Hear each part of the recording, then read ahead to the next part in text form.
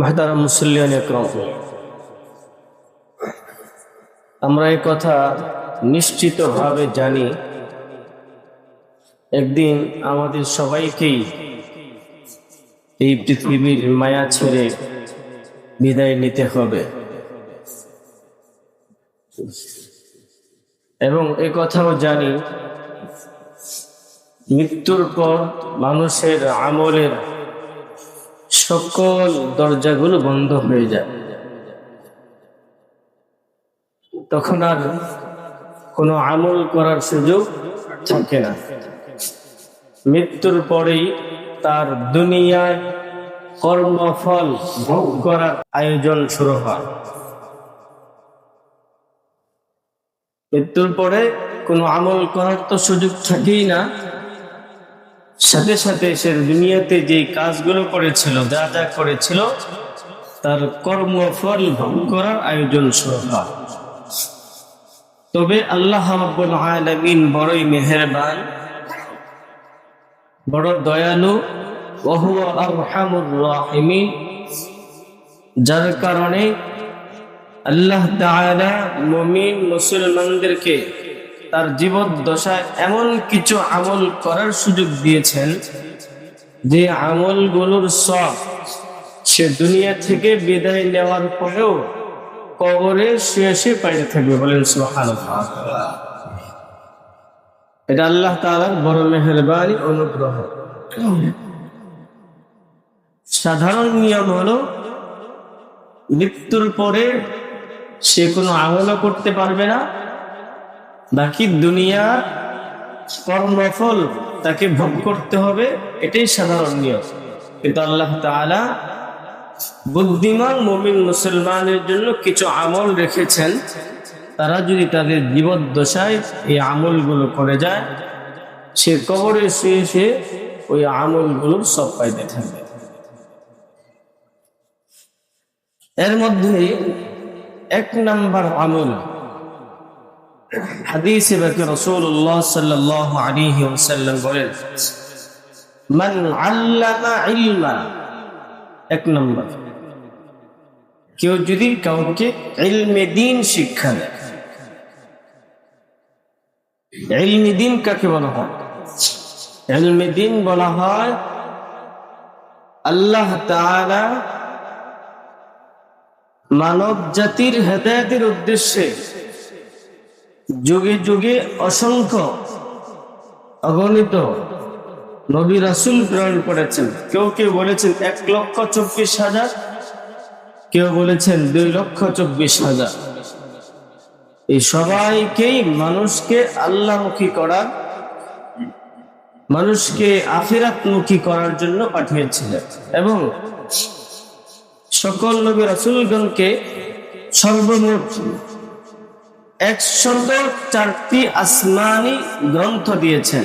এই আসমানি গ্রন্থগুলোর মাধ্যমেই যে শিক্ষা দেওয়া হতো সেটাকেই ইলমে দ্বীন বলা হয়। তাহলে আসমানি গ্রন্থসমূহের মাধ্যমে যে শিক্ষা নবী রাসূলরা দিতেন, সেই শিক্ষাকে কি বলা হয়? ইলমে দ্বীন, দ্বীনের শিক্ষা।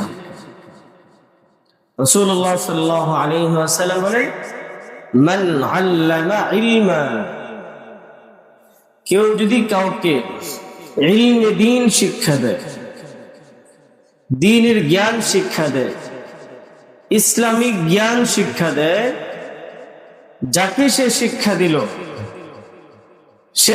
সে তার ছাত্রকে শিক্ষা দিল, তার ছাত্র তার ছাত্রকে শিক্ষা দিল, তার ছাত্র তার ছাত্রকে শিক্ষা দিল।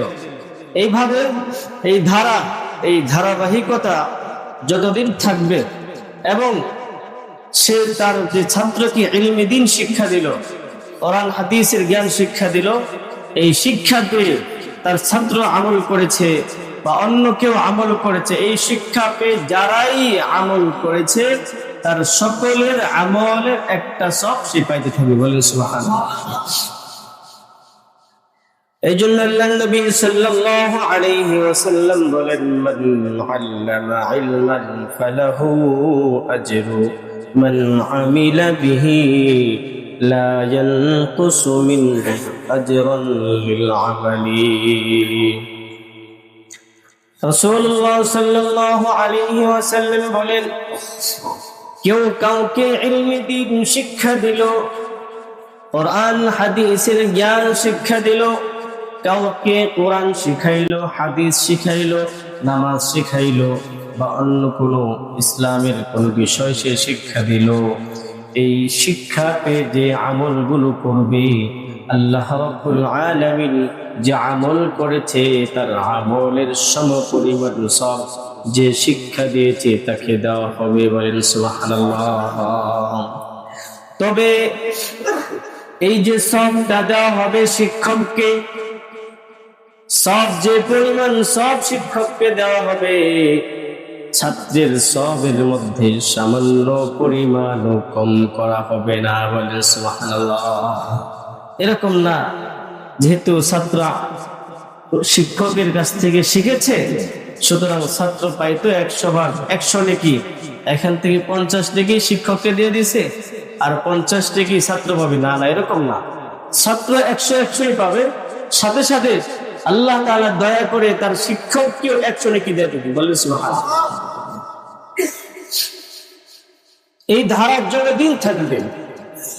সে একজনকে শিক্ষা দিয়েছে, সে আরেকজনকে শিক্ষা দিয়েছে, আরেকজনকে শিক্ষা দিয়েছে, সে 10 জনকে শিক্ষা দিয়েছে, 10 জন আরো 20 জনকে শিক্ষা দিয়েছে, 20 জন আর 100 জনকে শিক্ষা দিয়েছে, 100 জন আর 500 জনকে শিক্ষা দিয়েছে, 500 জন আর 1000 মানুষকে শিক্ষা দিয়েছে। এই যত দিকে বিস্তৃত হবে, যত মানুষ শিখবে, সকলের নেকির একটা অংশ সেও পেয়ে বলে সুবহানাল্লাহ।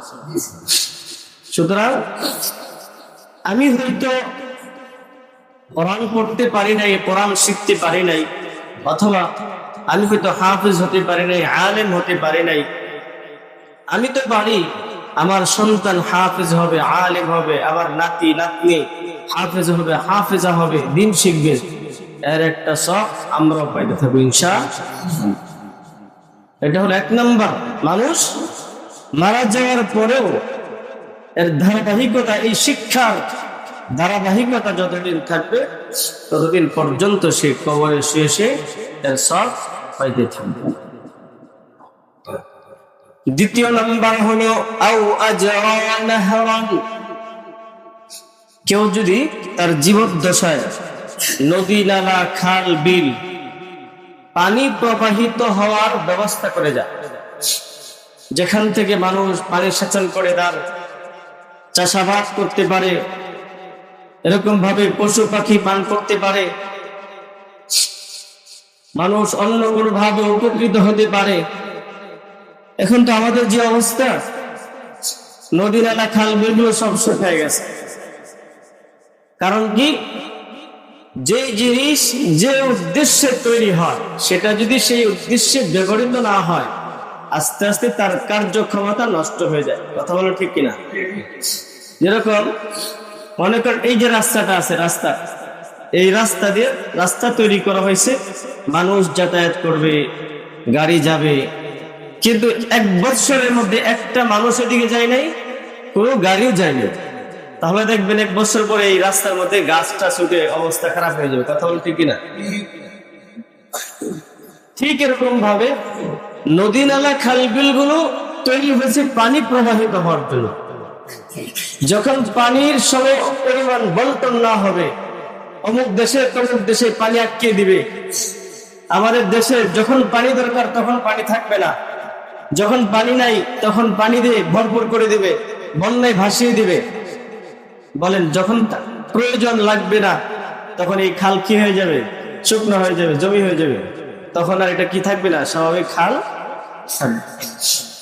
তো সুতরাং কোন ব্যক্তি যদি মানুষ উপকৃত হবে এই আশা একমাত্র আল্লাহ তাআলার সন্তুষ্টির জন্য সে খাল, বিল, নদী, নালা তৈরি করে দেয়, পানি প্রবাহিত হয়, এতে করে মানুষ উপকৃত হবে, চাষাবাদ করবে, বিভিন্ন ভাবে উপকৃত হবে।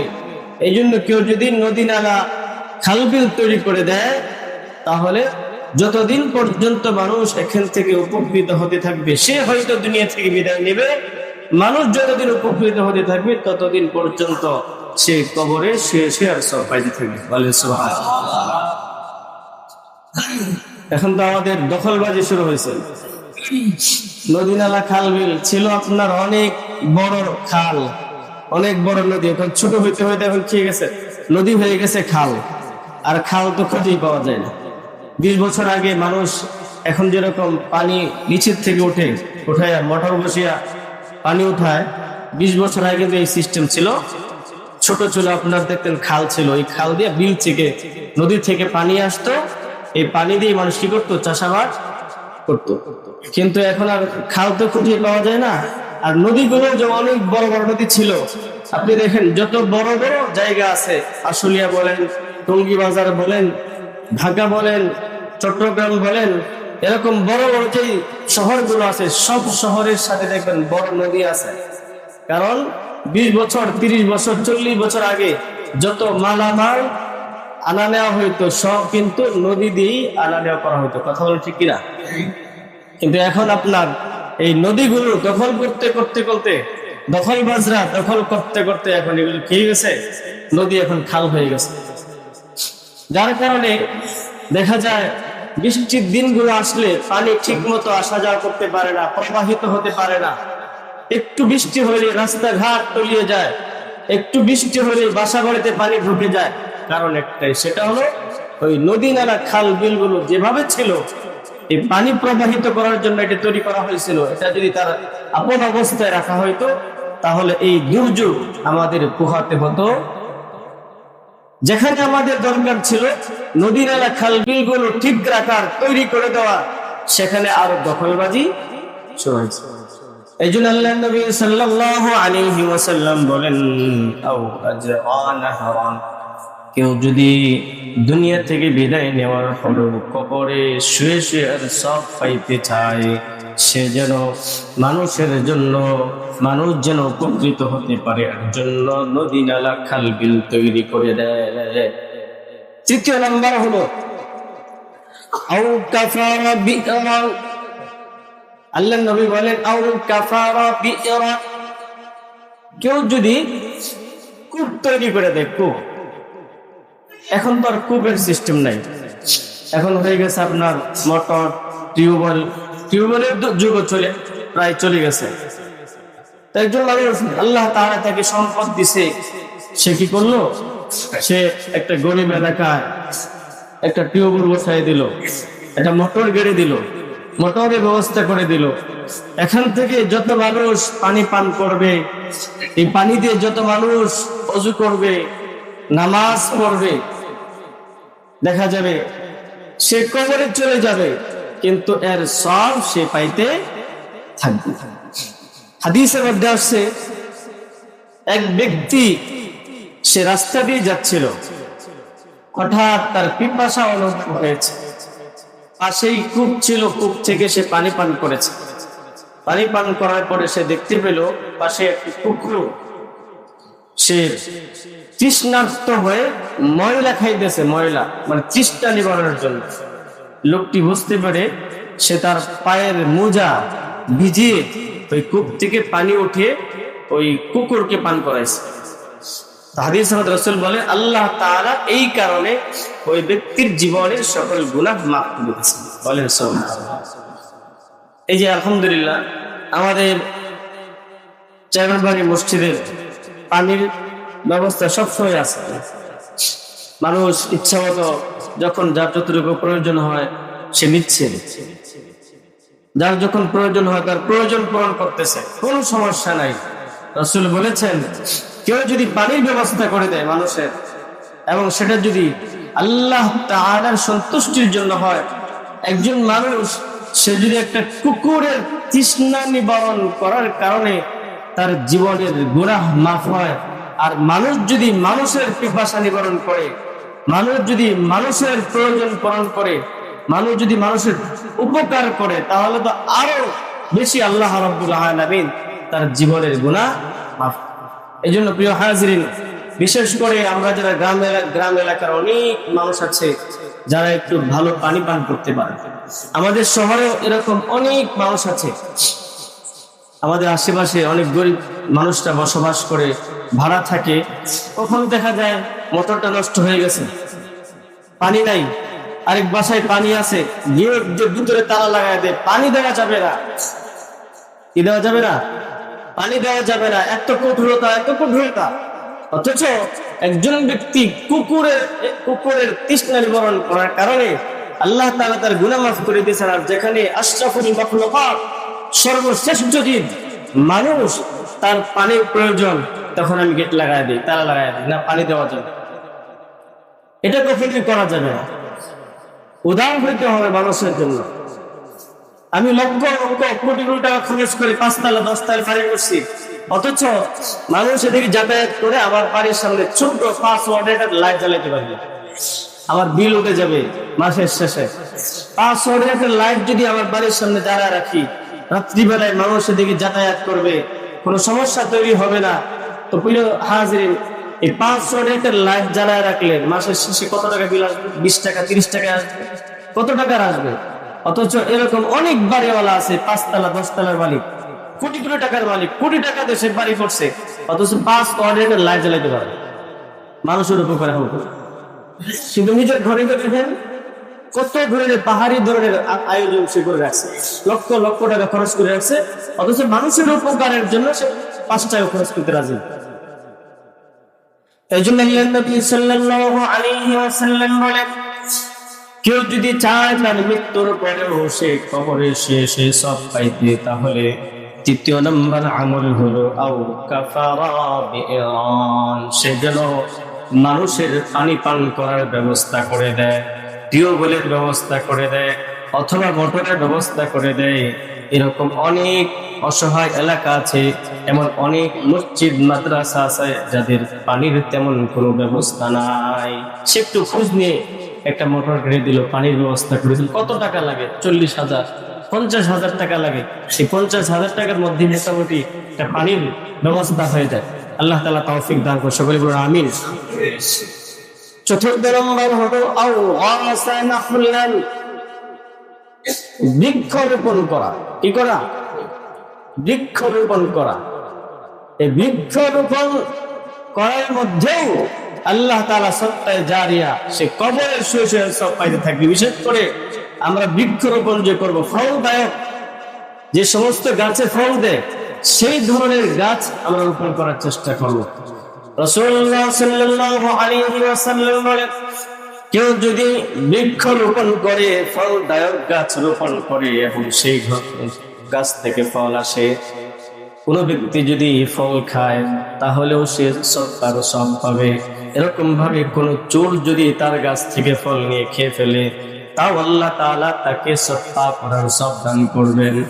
এমনি ভাবে যদি কেউ যদি তার ফল গাছটা কেটে ফেলে, তাও আল্লাহ রাব্বুল আলামিন তাকে সদকা করার সওয়াব দান করবেন। বলেন সুবহানাল্লাহ।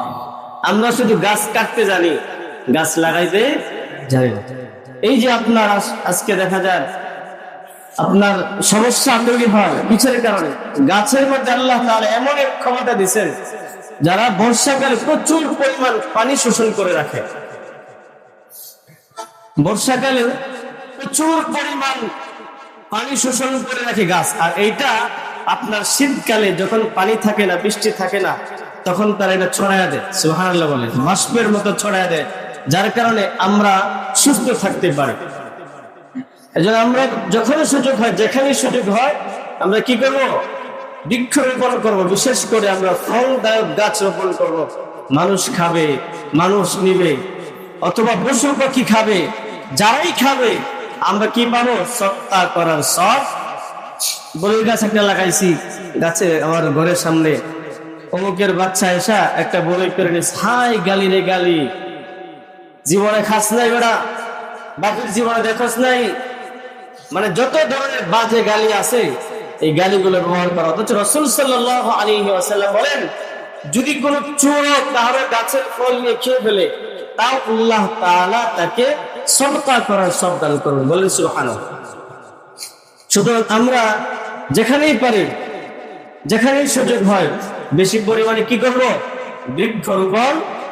এই গাছ থেকে পশু পাখি সহ যত ধরনের জীবজন্তু, মানুষ সহ যতদিন উপকৃত হতে থাকবে, আমি চলে যাব দুনিয়া থেকে, কিন্তু আল্লাহ তাআলা দেখা যাবে মানুষ উপকৃত হওয়ার কারণে তার একটা সওয়াব আমি কবরে শুয়ে শুয়ে পাইতে থাকব। পঞ্চম নম্বর হলো আল্লাহর নবী সাল্লাল্লাহু আলাইহি ওয়াসাল্লাম বলেন, আও বানা মসজিদান, কেউ যদি তার জীবদ্দশায় মসজিদ নির্মাণ করে যায়। মসজিদ নির্মাণ করার অর্থ এরকম না একেবারে শুরু থেকে শেষ পর্যন্ত 5 তালাই করে দিতে হবে, এরকম না। বরং পৃথিবীর কোথাও, আমাদের দেশের কোথাও মসজিদ নির্মাণ হচ্ছে, আমি গেলাম মনে করেন কক্সবাজার বেড়াইতে, ওই জায়গায় দেখলাম মসজিদ নির্মাণ কাজ চলতেছে, আমি আমার সামর্থ্য অনুযায়ী 100 টাকা ওই মসজিদে দান করে এসেছি। মসজিদ নির্মাণ হয়েছে, এই মসজিদে যতদিন পর্যন্ত ইবাদত হবে, নামাজ হবে, আমি হয়তো দুনিয়া থেকে বিদায় নিব, কবরে শুয়ে শুয়ে তার একটা সওয়াব আমি পাইতে থাকবো। বলে সুবহানাল্লাহ। অনেকেই বলে এটা তো আমাদের মসজিদ না, এটা তো আমাদের মসজিদ না, আমি এখানে দান করবো কেন? যেরকম আমাদের অনেক ভাড়াটে ভাইয়েরা আছেন এখানে শহরে বসবাস করেন, কারো বাড়ি রংপুর, কারো দিনাজপুর, কারো চট্টগ্রাম, তো অনেক সময় প্রশ্ন করেন, না এটা তো আমাদের মসজিদ, আমাদের মসজিদ, আমি তো আমাদের মসজিদে দান করি না। সব মসজিদে আমাদের, সব মসজিদেই কাদের? আমাদের। এখানে দান করলে যেরকম সব, আমার বাড়ির মসজিদ দান করলেও কি একই সব। যেখানেই মসজিদ নির্মাণ হবে, যেখানেই সমাজ সেবামূলক কাজ হবে, যেখানেই মাদ্রাসা তৈরি হবে, আমরা আমাদের সামর্থ্য অনুযায়ী দান করব ইনশাআল্লাহ। রাসূলুল্লাহ সাল্লাল্লাহু আলাইহি ওয়াসাল্লাম বলেন, মান বানা মাসজিদান লিল্লাহি বানাল্লাহু বাইতান ফিল জান্নাহ, কেউ যদি একমাত্র আল্লাহ তাআলার সন্তুষ্টি হাসিলের উদ্দেশ্যে মসজিদ নির্মাণ করে, আল্লাহ তাআলা তার জন্য জান্নাতে একটি ঘর নির্মাণ করবে। বলে সুবহানাল্লাহ। এখন তো আমরা বুঝি না যে জান্নাতে ঘর দিয়ে কি হবে, মরলেই বোঝা যাবে। আমরা যখন মৃত্যুবরণ করব তখনই বোঝা যাবে যে জান্নাতে আমাদের ঘর দরকার আছে। একটু উদাহরণ দেই, কথার কথা, অত্র এলাকার স্থানীয় যারা আছে সবাই চায় একজনের বাড়িটা আরেকজনের চেয়ে কি হোক, উন্নত হোক। চাই কি চায় না? বলে চাই কি চায় না? অথচ সবাই কিন্তু ভালো আছে, যে 5 তালা করছে সেও ভালো আছে, যে 3 তালা করছে সেও ভালো আছে, যে 10 তালা করছে সেও ভালো আছে, অবস্থা সবাই সুখী আছে, আয়ুর মধ্যেও ভালো আছে, তারপরে চিন্তা করে আমার ঘরটা যেন তারটা চেয়ে সুন্দর হয়। ঠিক এরকম ভাবে জান্নাতীরাও এরকম চিন্তাই করবে। একজনের দেখবো জান্নাত এত সুন্দর, আরে আমার জান্নাত যদি সুন্দর হইতো আরো ভালো হইতো, ওর ঘরটা এত সাজানো। এই ঘর, জান্নাতের ঘরগুলো সাজানো হবে, জান্নাতের নাজনে আমদ হবে একমাত্র আমলের মাধ্যমে। কিসের মাধ্যমে? আমলের মাধ্যমে। এই জন্য যেখানেই মসজিদ নির্মাণ হবে সেখানেই আমরা আমাদের সামর্থ্য অনুযায়ী দান করব। তাহলে যেখানে যদি 10টা মসজিদ নির্মাণ হয়, 10টা মসজিদ নির্মাণ কাজে যদি আমি সহযোগিতা করি, আল্লাহ তাআলা আমাকে জান্নাতে কয়টা করে দিবেন? 10টা। এই পর্যন্ত কাউকে দেখছেন যে আমার এখানে টঙ্গাবার একটা বাড়ি আছে না, আমার আর বাড়ি লাগবে না, এরকম কাউকে দেখছেন? টঙ্গাবাড়ি বাড়ি আছে, সে চিন্তা করে উত্তরে একটা ফ্ল্যাট কিনে নি। আচ্ছা, উত্তরা যেহেতু আছে একটা ধানমন্ডিতে কিনে নি। ধানমন্ডি যেহেতু আছে তাহলে এখন বাইরে কানাডায় দিয়ে চেষ্টা করি হয় কিনা, কানাডায় জাপানে একটা চেষ্টা করি, জাপানে হয়েছে তাহলে লন্ডনে একটা চেষ্টা করি। কেউ কিন্তু এই কথা বলে না আর লাগবে না, এটা বলে না। ঠিক এরকম ভাবে জান্নাতের অবস্থাও এরকম হবে। তার 5টা বাড়ি আছে, আরো 5টা বাড়ি দেখবো, তার তো 50টা ঘর, 50টা বাড়ি, আমার 10টা। হাইরে, দুনিয়াতে থেকে আরো 10টা মসজিদ নির্মাণ কাজে যদি আমি সহযোগিতা করতাম তাহলে আমার আরো 10টা ঘর, 10টা বাড়ি বেশি থাকে। এই জন্য আল্লাহ নবী সাল্লাল্লাহু আলাইহি ওয়াসাল্লাম বলেন, মানুষ যখন মারা যাবে, মারা যাওয়ার পরেও যে চায় তার আমলের দরজা চালু থাকুক, তার সব জারি থাকুক, তাহলে তার জন্য 5ম নম্বর কাজ হলো তার জীবদ্দশায় মান বানা মসজিদান, মসজিদ নির্মাণ করে যাও, মসজিদ নির্মাণ কাজে সহযোগিতা করা। 6 নম্বর হলো আও ওয়াররাসা মুসহাফান, কোরআন শরীফ ও দ্বীনি কিতাব আদি দান করা। কোরআন শরীফ দান করা, কারণ আমি একজনকে একটা কোরআন শরীফ দিলাম। বিয়ে শাদীতে আমরা অনেক কিছু দেই, থাল দেই, বাসন দেই, বালতি দেই, এরপরে ছাতা দেই, কলসি দেই।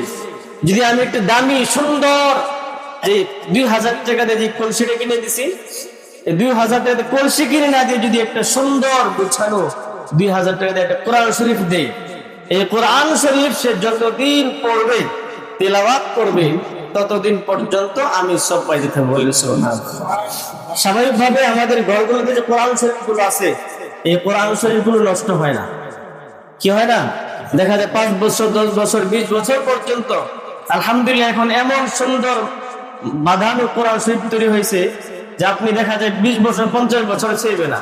2000 টাকাতে কোরআন শরীফ কিনে যদি আপনি কাউকে গিফট করেন, হাদিয়া দেন, দিচ্ছেন বিয়ের অনুষ্ঠানে দিচ্ছেন, যে কোনো উপলক্ষ করে দিচ্ছেন, কিন্তু দিচ্ছেন কোরআন শরীফ।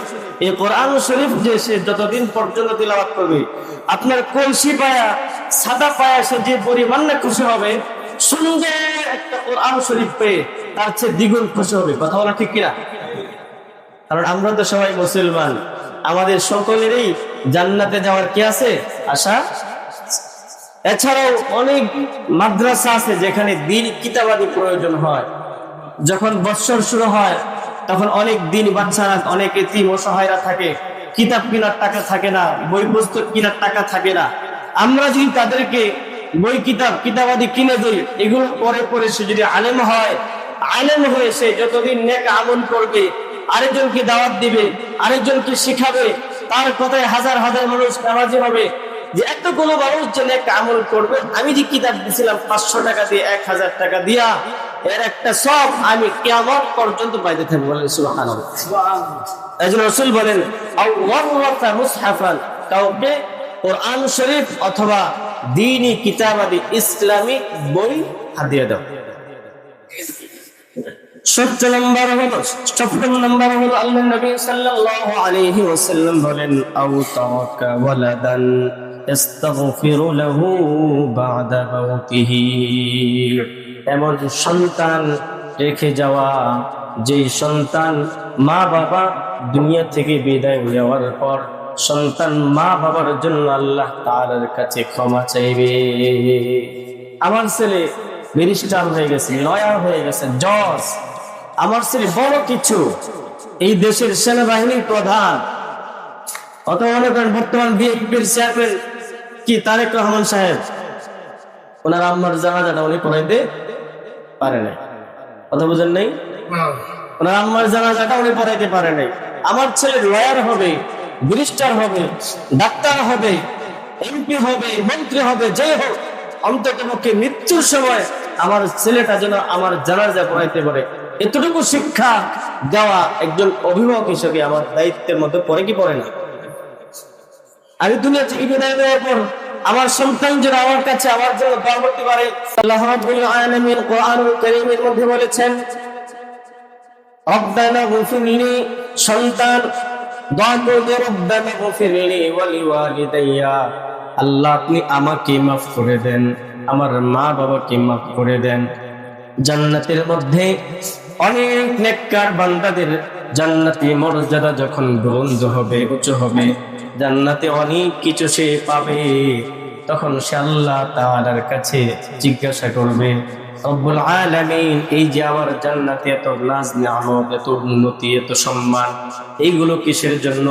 আল্লাহ তাআলা বলবেন, দুনিয়াতে তোমার সন্তান তোমার জন্য ইস্তিগফার করেছিল। বলেন সুবহানাল্লাহ।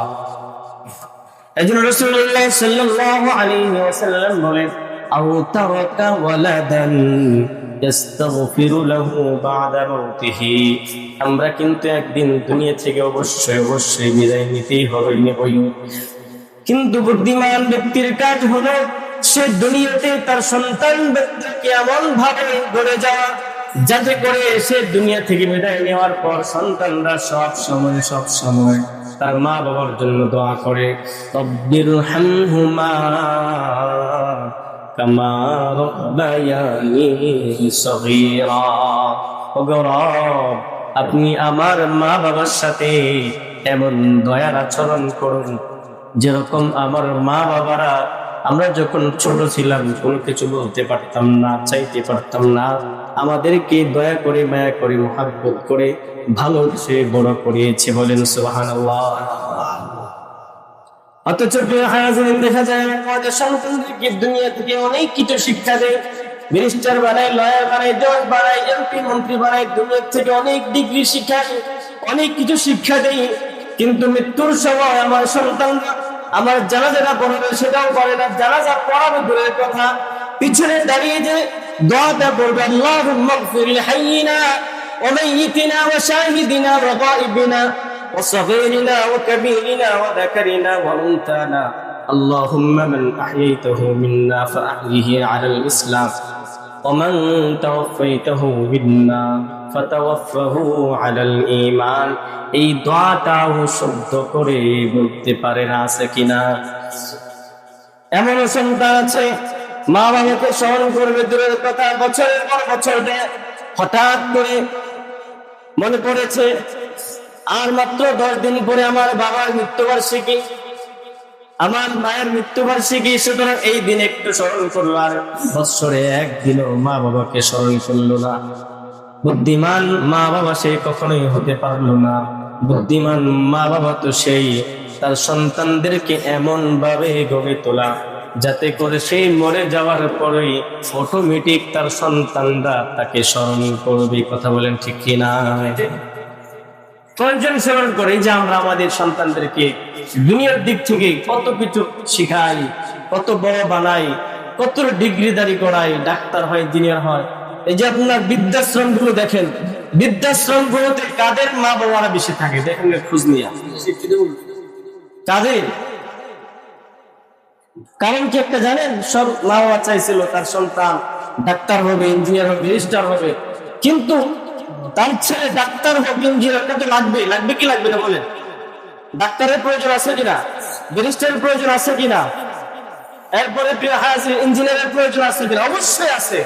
কিন্তু অন্তত পক্ষে তার সন্তানকে তো এতটুকু শিক্ষা দিতে হবে যাতে করে মা বাবা মরে যাওয়ার পরে এই সন্তান এরকম না যে 1 বছর আজ পরে একদিন স্মরণ করছে, অটোমেটিক সবসময় তার মা বাবাকে স্মরণ করবে।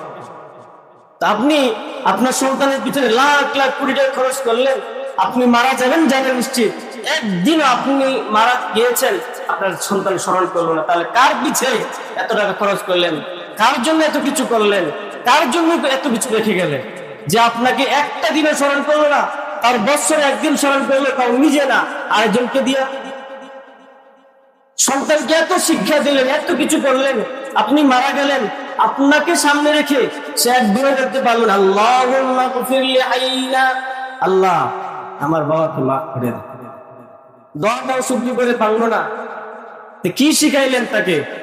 আপনার জন্য কি করলেন বলো? আপনি আপনার জন্য কি করলেন? সত্য করলেন শুধু সন্তানের জন্য। সন্তান ব্যারিস্টার হবে, জজ হবে, ইঞ্জিনিয়ার হবে, ডাক্তার হবে, সে দুনিয়াতে লক্ষ লক্ষ কোটি টাকা কামাবে, সে সুখে থাকবে, শুধু তার সুখের জন্যই করলেন। আপনি আপনার জন্য কি করলেন? আপনার জন্য দরকার ছিল যে আপনার সন্তানটাকে ন্যূনতম যতটুকু দ্বীনি শিক্ষা প্রয়োজন ছিল ততটুকু দ্বীনি শিক্ষা দেওয়া, যাতে করে আমার আপনার ইন্তেকালের পরে আমার সন্তানরা আমাদের জন্য ইস্তিগফার করতে পারে, আল্লাহ তাআলার কাছে ক্ষমা চাইতে পারে। এই রাসূল বলেছেন যে জান্নাতি ব্যক্তি গিয়ে বলবে, আল্লাহ জান্নাতে আমার এত সম্মান করো, আল্লাহ বলবেন দুনিয়াতে তোমার সন্তানরা তোমার জন্য ক্ষমা চায়, ইস্তিগফার করে। বলেন সুবহানাল্লাহ। এখন আমি আমার সন্তানকে এমন ভাবে গড়ে তুললাম, নামাজও পড়ে না, রোজাও রাখে না, হালাল হারাম তফাৎ করে না, ভালো মন্দ বুঝে না, যেভাবে মন চায় সেভাবে চলাফেরা করে, গরু ছাগল হাঁস মুরগি আর মানুষের চলাফেরার কোনো পার্থক্য নাই। তাহলে এই সন্তান আমি আপনি মরে যাওয়ার পরে আমার আপনার জন্য কতটুকু উপকারে আসবে? তাই রাসূলুল্লাহ সাল্লাল্লাহু আলাইহি ওয়াসাল্লাম বলেন, আও তারাকা ওয়ালাদান ইস্তাগফিরু লাহু বা'দা মাউতিহি। বুদ্ধিমান মা বাবা তো তারাই যারা তাদের সন্তানকে এমন ভাবে গড়ে যায়, এমন নেককার বানিয়ে যায়, তারা দুনিয়া থেকে চলে যাওয়ার পরে তাদের সন্তানরা মা বাবার জন্য আল্লাহ তাআলার কাছে মাফ চায়। বলেন সুবহানাল্লাহ। অষ্টম নম্বর হলো ইসলামী রাষ্ট্রের সীমান্ত পাহারা দেওয়া। আমাদের দেশের সীমান্ত যে আছে, এই সীমান্ত কি করা? পাহারা দেওয়া। সুতরাং কোন ব্যক্তি যদি সীমান্ত পাহারা দিতে গিয়ে সে ইন্তেকাল করে, তাহলে কিয়ামত পর্যন্ত সে কবরে শুয়ে শুয়ে আর সওয়াব পাইতে থাকবে। 9 নম্বর হলো অভাবগ্রস্তদেরকে ঘর বাড়ি নির্মাণ করে দেওয়া। আমরা তো মাশাআল্লাহ যারা শহরে বসবাস করি কত সুখে থাকি, গরম কোন দিকে যায় আর ঠান্ডা কোন দিকে যায় অনেকে জানি না, অনেকে বুঝেই না। অথচ আপনি ওই সাগর পাড়ে, নদীর পাড়ে, গ্রামগঞ্জে এমন অনেক মানুষ আছে যাদের টিনের চালটা পর্যন্ত ঠিক মতো নাই। ঘরের চতুর্দিক থেকে বাতাস ঢুকে, বাতাস তো ঢুকেই, শীত থেকে বাঁচার কোনো তেমন কোনো উপকরণ নাই, একটা ভালো কম্বল নাই, একটা ভালো লেপো নাই, একটা ভালো শীতের কাপড় নাই। অথচ আমার এক একজনের 5টা 6টা 10টা পর্যন্ত শীতের কাপড় আছে, কম্বল আছে, লেপ আছে, আবার ঘরকে গরম রাখার জন্য হিটার মেশিনও আছে। কথা বলে ঠিক কিনা? এই জন্য আল্লাহ তাআলা আমাদের যাদেরকে সম্পদ দিয়েছেন নিজের জন্য কিছু করে দেওয়া উচিত। রাসূল বলেছেন নিজের জন্য কিছু করে যান, আমার সন্তান, আমার ওয়ারিসরা আমার জন্য করবে, এটা অনিশ্চিত। করতেও পারে, করলে আলহামদুলিল্লাহ, নাও করতে পারে, কিন্তু আমি হিসাবে আমার হাতে যতদিন আমার সম্পদের ক্ষমতা আছে ততদিন পর্যন্ত আমি আমার জন্য যাতে করে মৃত্যুর পরে কিছু সব আমি পাইতে থাকি, এর উসিলায় যেন আল্লাহ তাআলা আমাকে মাফ করে দেয়, এজন্য জীবদ্দশায় হলেও কিছু করে যাওয়া। আজকে আপনার হাতে সম্পদের ক্ষমতা আছে, 10 বছর পরে আপনার হাতে থাকবে না। এটা ওয়ারিস হিসাবে হয়তো আপনার একটু বৃদ্ধ হয়ে যাবেন, তখন সন্তানরা বলবে তুমি এখন বুড়া হয়ে গেছো, তুমি একটু বসো, এখন রিটায়ার দিবে সন্তানরা আপনাদেরকে। এই জন্য যতদিন পর্যন্ত নিজের সম্পদের ক্ষমতা নিজের হাতে আছে সেই পর্যন্ত সামর্থ্য অনুযায়ী অভাবগ্রস্তদেরকে দান করা, যেখানে পারা যায় একটা ঘর নির্মাণ করে দেওয়া, একটা মোটর কেটে দেওয়া, একটা পানির ব্যবস্থা করে দেওয়া। এখান থেকে যতদিন এই অভাবী মানুষ উপকৃত হতে থাকবে, আমরা কবরের শেষে এর সব পাইতে থাকবো। 10 নম্বর হলো আল্লাহ তাআলার দিকে আহ্বান করা, মানুষকে আল্লাহমুখী করা, নামাজের কথা বলা, হালালের কথা বলা, রোজা রাখার কথা বলা। আমার দাওয়াতে কেউ যদি নামাজে আসে, হাদিসে আসছে কোন ব্যক্তি যদি কাহার দাওয়াতে নামাজে আসে তাহলে আল্লাহ তাআলা তাকে একটি কবুল নামাজের সব দান করবেন, বলেন সুবহানাল্লাহ। কিন্তু আমি আপনি কেউ কি বলতে পারবো যে আমি নামাজ পড়ি, আমার নামাজটা কবুল? এটা কেউ বলতে পারবে? অনেক ত্রুটি বিচ্ছিন্ন হয়। কিন্তু রাসূল বলেছেন কেউ কাহার দাওয়াতে নামাজ পড়তে এসেছে আল্লাহ তাআলা ওই ব্যক্তিকে একটি কবুল নামাজের সব দান করবেন, সুবহানাল্লাহ। এই জন্য আমরা আমাদের যখন সুযোগ হয় মানুষকে আল্লাহমুখী করার চেষ্টা করবো, আল্লাহর কথা বলার চেষ্টা করবো। 11 নম্বর হলো দ্বীনি কিতাবাদি রচনা করা, দ্বীনি ইসলামিক বই লেখা। যদি যোগ্যতা থাকে তাহলে ইসলামিক বই লেখা, এই লেখা যতদিন মানুষ পড়বে উপকৃত হবে, সে জ্ঞান শিক্ষা লাভ করবে, ততদিন সে কবরে শুয়ে এর সব পাইতে থাকবে। এই জন্য প্রিয় হাজিরিন, বলেন আমাদেরকে একদিন মৃত্যুবরণ করতে হবে কি হবে না? বলেন এই সব কিছু, এই আয়োজন, এই ঘর বাড়ি, এই টাকা পয়সা, এই ব্যবসা বাণিজ্য সবকিছু ছেড়ে একদিন চলে যেতে হবে কি হবে না?